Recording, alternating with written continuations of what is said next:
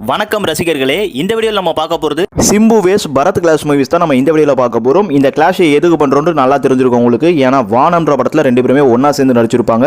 But அவங்க ரெண்டு பேருக்குமே பெருசாக சீன்ஸ்லாம் இல்லை, ஸ்டன்ஸ்லாம் இல்லைனாலும் அந்த படத்தில் ஒன்றா சேர்ந்து நடிச்சிருப்பாங்க. Same time Simbu and Bharath இவங்க ரெண்டு பேருமே பார்த்தீங்கன்னா நம்ம தமிழ் சினிமாவில் இந்த 2000 மிடில்ஸ் இயர்லலாம் பார்த்தீங்கன்னா ரெண்டு பேருமே ஒரு பெரிய டாப் ஸ்டார்ஸாகவே இருந்தாங்க. ஸோ அது மட்டும் இல்லாமல் நம்ம சேனல்லையும் பார்த்தீங்கன்னா பரத் சிம்பு கிளாஸ் தேவைன்னு சொல்லிட்டு சில பேர் கேட்டுட்டு இருக்காங்க. ஸோ அதனாலேயே இந்த கிளாஷை போடுறோம். ஏன்னா நம்ம கார்த்திக் அர்ஜுனுக்கு போட்டே பெருசாக வியூஸ் போல, இதுக்கு போட்டு எங்க வியூஸ் போயிட போதெல்லாம் மைண்ட் பண்ணிக்காம நம்ம சப்ஸ்கிரைபருக்காக இந்த வீடியோ டெடிகேட் பண்றோம். அப்புறம் இந்த ரீசனுக்கோசம் ஏதோ அதிக நாட்கள் டிஃபரெண்ட்ல வந்த படங்களை எடுத்து சொல்ல போறேன்னு நினைக்காதீங்க. சிம்பு வேஸ் பரத் இவங்க ரெண்டு பேருக்கும் ஒரே நாள்ல இருந்து 2 வாரம் 3 வாரம் 4 வாரம் கேப் வரைக்குமே ஒரு 6-7 கிளாஸுக்கு மேலே இருக்கும். அப்புறம் மேக்ஸிமம் ஒரு 50 டே வரைக்கும் ஒரு 9 கிளாஸஸ் இங்க கொண்டு வந்திருக்கேன். 2 மந்த் 3 மந்த் போனாலும் பரத் வேஸ் சிம்பு இவங்க ரெண்டு பேருக்கும் இன்னும் சில கிளாஸஸ் இருக்கும். ஸோ நம்ம அதெல்லாம் ஸ்கிப் பண்ணிட்டு சிம்பு வேஸ் பரத் இவங்க ரெண்டு பேருக்கும் ஒரே நாள்ல இருந்து 50 நாள் டிஃபரெண்ட்டுக்குள்ள வந்த திரைப்படங்கள் என்னென்ன, அந்த படங்கள் மூலமா யார் ஜெயிச்சாங்கிறத போய் பார்த்துருவாங்களா.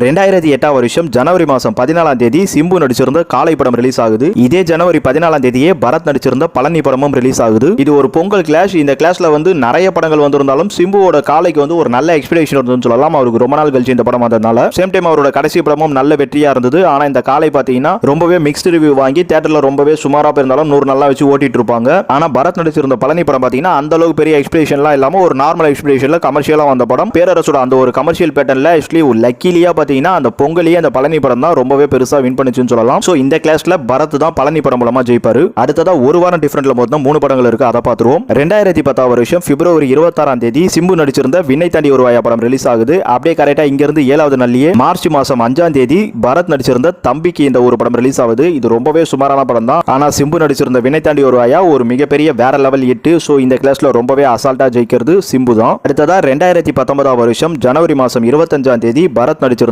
சிம்பா படம் ரிலீஸ் ஆகுது. அப்படியே இங்க இருந்து 7வது நாள்லயே பிப்ரவரி மாசம் 1ஆம் தேதி சிம்பு நடிச்சிருந்த வந்தா ராஜாவா தான் வருவேன் படம் ரிலீஸ் ஆகுது. இந்த படம் பல நெகட்டிவ்ஸ் வாங்கி ரொம்பவே ஒரு பெரிய ஃபிளாப் ஆச்சுன்னு சொல்லலாம். சிம்பா பாத்தீங்கன்னா ஒரு மிகப்பெரிய படமாலாம் வரல, ஆனா ஓரளவுக்கு சின்னதா கண்டுக்கப்பட்டது.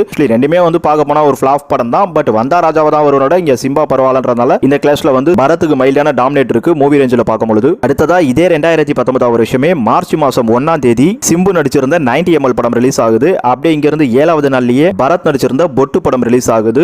இல்ல சிம்பு 90 ml சின்ன கெஸ்ட் அப்பியரன்ஸ் தான் பண்ணிருப்பாரு, மியூசிக் அவர் பண்ணிருந்தாலும் ஆனாலும் அவர் நடிச்சிருக்காருன்றனால இங்க நம்ம கிளாஷா அதை பார்க்கிறோம். அப்புறம் பரத் நடிச்சிருந்த பொட்டு படம் பாத்தீங்கன்னா வேற லெவல்ல ட்ரோல் பண்ணப்பட்ட படமா மாறிடுச்சு. தியேட்டரிலும் இந்த படம் பெருசாவே போல, ஏன்னா டிவில போட்டா நிறைய பேர் பார்த்துட்டு தான் இருக்காங்க. பட் சிம்பு நடிச்சிருந்த 90 ml அது ரொம்ப நெகட்டிவ் ரிவ்யூ வேற மாதிரிலாம் பேசப்பட்டிருந்தாலும் தியேட்டரிக்கல ஒரு சின்ன பெர்ஃபார்மன்ஸ் கொடுத்தது.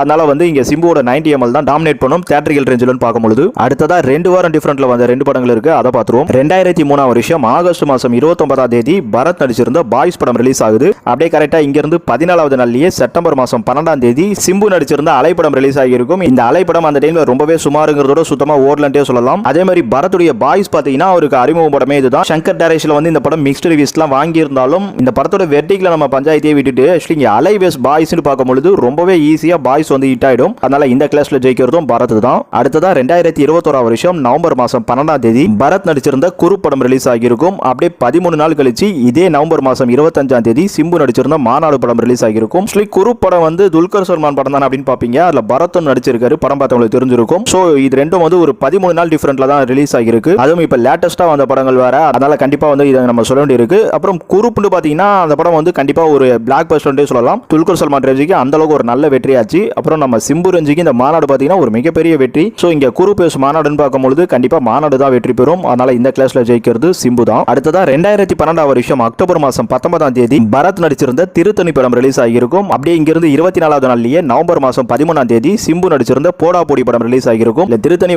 இப்ப வேற லெவல்ல கலாய்க்கப்படுது. அன்னைக்கு டைம்ல அந்த படம் ரொம்பவே சுமாரா தான் போச்சு, ஆக்சுவலி ஓடவே இல்லைன்னு சொல்லலாம். ஆனா போடா போடி உங்களுக்கு தீபாவளி டைம்ல துப்பாக்கி கூட போட்டியா வந்தது. பட் இந்த படம் வந்ததுக்கு நிறைய பேருக்கு தெரிஞ்சிருக்கும். சேம் டைம் ஒரு சின்ன ஒரு ஆவரேஜ் ஹிட்ன்றது மேக்ஸிமம் சொல்லிக்கலாம் நம்ம. ஆனா பரத்துடைய திருத்தணி வந்த இடமே எங்கன்னு தெரியாம போனதுனால நம்ம இந்த கிளாஸ்ல போடா போடி படம் மூலமா சிம்பு வான் பண்ணுவார் சொல்லலாம். அடுத்ததா 5 வாரத்துல வந்த ஒரு கிளாஷ் இருக்கு. 2004 வருஷம் நவம்பர் மாசம் 12ஆம் தேதி சிம்பு நடிச்சிருந்த மன்மதன் படம் ரிலீஸ் ஆகியிருக்கும். அப்படியே இங்கிருந்து கரெக்டா ஒரு 35வது நாள்லயே டிசம்பர் மாசம் 17ஆம் தேதி பரத் நடிச்சிருந்த காதல் படம் ரிலீஸ் ஆகியிருக்கும்.